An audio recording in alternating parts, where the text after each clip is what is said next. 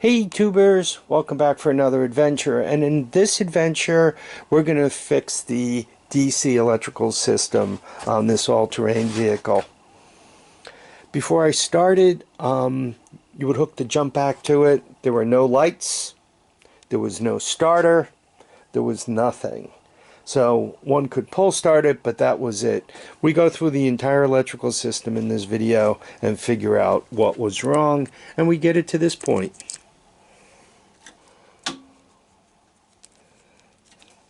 Give me a second. And that's where you want your all-terrain vehicle. So please watch. Morning tubers, welcome back for another adventure. So here is the TRX200, I believe it's a 1984 vintage. And what we're going to do is we're going to power up the electrical system and see what happens. I mean, it's got some interesting stuff going on here, right? I'm told this is for to engage the starter, right? You smash those two wires together. There's no push button switch for the starter.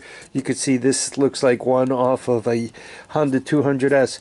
So anyway, I'm going to put the power to this thing and we'll see what happens. So we got this thing powered up and it appears as if they got a fuse bypassed here. Yeah, let's try not to cause any shorts. Right, it's all powered up. I got no lights. The key switch, I know this turns the engine. Well, actually I don't know if it does anything, quite honestly, because I had spark. I didn't try turning this on or turning this off while the engine was running. So quite honestly, I don't know anything about this. Anyway, I am putting power to it. I have no lights. Feels like the bulbs are underneath there. I mean, I got a whole lot of nothing here. So we're going to have to do some troubleshooting. There's always, I mean, that fuse is bypassed.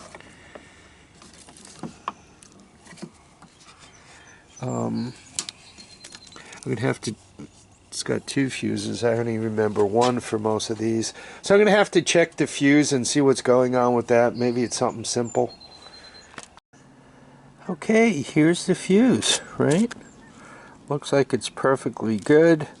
But trust me on this. You want to be testing this, because if not, you could spend an hour troubleshooting and trace your way all the way back to the fuse and realize that the fuse is blown. So let's put some power to it and make sure. So we have the fuse clamped in the holder, a couple of light bulbs, and let's see what we get here. Light bulb's light, fuse is good. Time to go forward. Okay, this is going to be a deep dive through the electrical system, and let's get started right in the beginning. The power, the DC power comes from back here. Right, the battery's back here, comes from back here. Normally there's a couple of fuses, follows the wire harness up to this switch, and normally this switch does a few things. First of all, it turns the lights on and off, and secondly, there's a push button here for the starter. There's also engine on and off, but let's forget about that circuit for the time being. So if you don't have power back here successfully, you don't have power up to here. This bypassed fuse holder has power on both sides, obviously, because it's bypassed. And I'm going through the light bulb just in case I get some kind of short circuit. So that's rigged up. Then there's this secondary fuse holder here that I just attempted to disconnect, and quite honestly the wires pulled right out of it. So I'm not quite sure what this thing does for a living, and this is where those leads are. But no matter what, you're supposed to And then I, probed these leads, right? And I have no power here, right? One side of the light bulb is hooked to ground. Power, the bike's powered up. So if there's any power on those, I would get lights. But I got nothing. So my problem is I'm not exactly sure what that fuse does for a living. I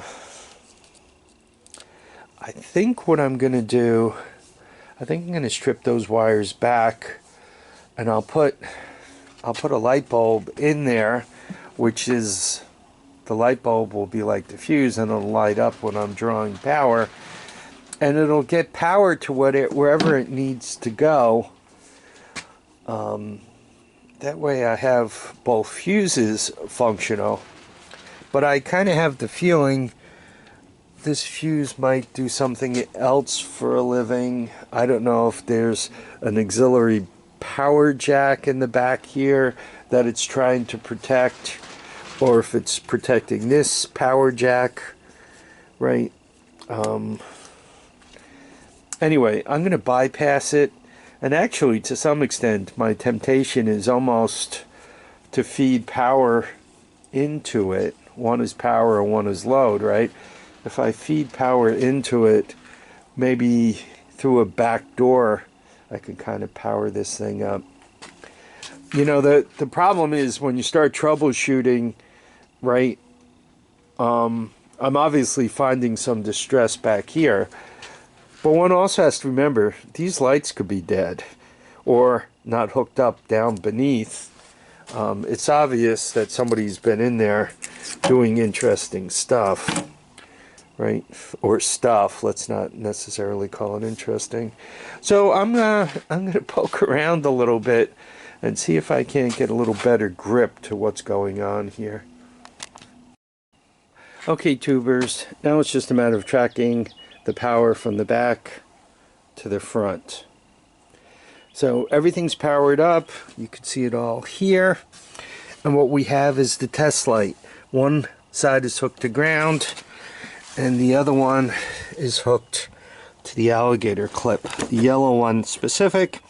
And you can see this is where I bypassed that second fuse holder. I decided not to put a light bulb in there. The wires are short. I just twisted them together and figure that those double bulbs right there will be my fuse, right? I have those in series. So you guys can see the light is all nice and lit. That makes us happy. Right, and that means obviously this connection is good. So we have the bike powered up. Power is supposed to go up here. And the next place it goes is to the key switch. So what I'm going to do is break this open and make sure there's power coming to the key switch. And I'm going to check the black line here to make sure power is coming out of the key switch. Okay, power starts in the back, works its way to the front, and it comes to the switch on this red wire right here. And so the power goes through that red wire into the switch, out of the switch with this black wire. And given that the light bulb is lit, that means power is going through the switch. The nice thing about using a light bulb also instead of just a meter is a meter might detect 12 volts, but it won't tell you how much resistance there is. So you can have virtually an open circuit, not quite an open circuit, and see 12 volts, but still not be able to pull any power through it to light a light bulb. In this case, with a lit light bulb, you know the switch is passing enough power to fire up one of those, which is, I don't know what, 1 or 2 amps. So the switch is functioning from a passing power point of view.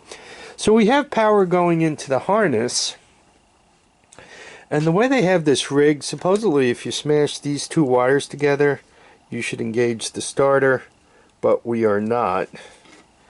And And supposedly, given that there's power going to the harness, these lights should be lighting up also. So I think I'm going to kind of go to the other end, so to speak.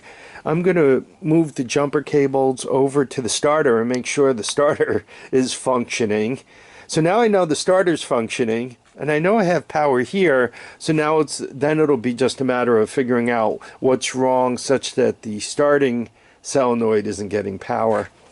The other thing I'm going to do is take this dashboard apart and take a look at these lamps. I might be expecting lamps to come on and have two dead bulbs, right? Which means I could be expecting anything I want. They're never going to light up.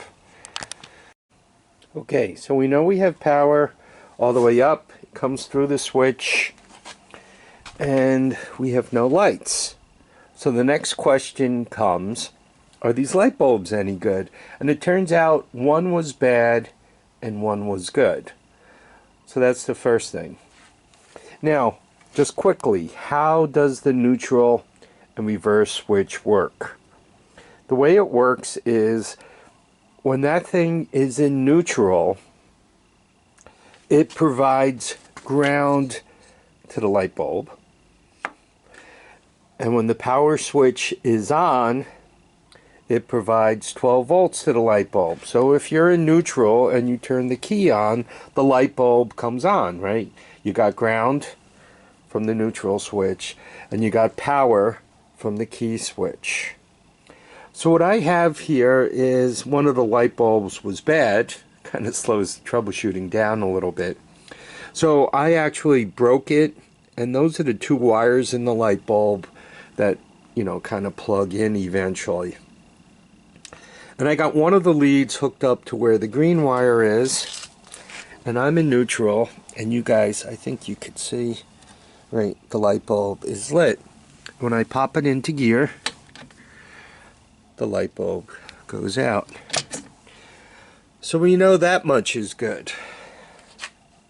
So I'm getting ground from the engine. So the wire harness is partially there, right? We know power's coming up here, and we know ground is coming up from there. So let's see if we have power on the other wire. And it's going to take me a second to re-rig, so hang on. So when we re-rig such that we expect to be getting power from that side to the light bulb and ground from this side, our light bulb is out. So there does not appear to be power going here. Now we're going to try this one and see if we get ground when I pop it into reverse, right? And if we get power to this side of the light bulb, which should be coming to it, quite honestly, all the time that the key switch is on. So I put it into reverse, right? You slide that lever backwards and you pop it into first gear, so to speak, right down. And I move to the ground side right there. And you guys can see my light bulb is lit. Now I'm going to re-rig it such that I should be getting power off this side, which means I need to look at ground on the other side of the bulb. So I do not have power coming up to these two lights, and I had a dead light bulb. This is my neutral light, and you know what, I'm going to leave it right in there because it makes life easier. But what's interesting is I have no power coming up to here, and given that there should always be power here, I could kind of do a little trick, and through the lead that there should always be power on, I could try feeding power into it, and we'll see what happens. Hopefully what happens is the neutral light will come on, and perhaps I can even get some action out of my starting solenoid. If that's the case, that would tell me that somewhere between here and here that something is disconnected. Okay, so we talked about this. We know we have power to the switch, power comes through the switch, and is supposed to go to these two light bulbs. It does not. I've deliberately forced power to these two light bulbs, so to speak, right through the power lead on that guy. And you could see that's the neutral light. So if I pop it into gear, neutral light goes off, and I put it back into neutral, neutral light comes back on. So now I already found one defect, a blown light bulb. I'm going to take another minute. I think I'm going to try to get some power to this headlight just to see if I have any functionality with that or not. Then I could start figuring out if I got power going to this switch. And if not, then those things should all come back to there somehow, and I could start looking for the wear. So stay tuned. I got some stuff to take apart. This particular all-terrain vehicle happens to be a pest on how to get the plastic off. It looks like I need to pull the rack to get the front plastic off, or at least part of the rack. No, it looks like, I don't know, is this attached? No, that's not. So I gotta unbolt those, and that'll get the front rack off, given that they already didn't put those on. The back rack looks like another pest. If you're familiar with the 250 EX, they're those big bolts right there that you take out, and basically the whole rack comes off easily. And then the plastic is not much more work than that. This is going to be more difficult. But anyhow, no use fussing about it. Let's keep moving. A little bit of a spider nest going on here, but at least there are no mice. Okay, one could see I had to take off the rack some plastic. And what I did is, you see these wires plug into there? This guy was out. I plugged it in, and we have a neutral light. So we're making big progress here, right? We're going forward. As near as I could tell, though this is the wrong switch, it seems to be more or less hooked up properly. It will light the headlight, assuming the headlight's functional. I checked. This is where you plug the headlight in, and I do get 12 volts on it. So we're getting there. So now that I have my neutral light fired up, I'm starting to look for the starting solenoid to figure out what's going with that. I'm also gonna directly power the starter to see if it will spin. Remember last time I started it with the recoil. And as I'm poking around looking for it, I found this rusty nasty thing with the screw sticking out of it. I'm not quite sure what that does for a living. It might make some decisions on whether or not everything is satisfied, which allows the starting solenoid to engage. So I'm going to take a quick look at that and see what's wrong. And I just wanted to show it to you in all its glory before I take it apart. So, as I suspected, it is a relay. On these older machines, a lot of times a bunch of conditions had to be met before they would let you engage the starter. And I think that's probably what it does for a living. I wonder if I have a spare. So, do I have a spare? Boy, do I. This and this was part of a package deal. I bought it from some guy up in Maine, and it appears as if I have two spares and two wire harnesses, coils, CDIs, got a starter relay there. So I gotta dig through this rat's nest. Oh, I have light bulbs too, dynamite. Hopefully one of these is alive and I could use it to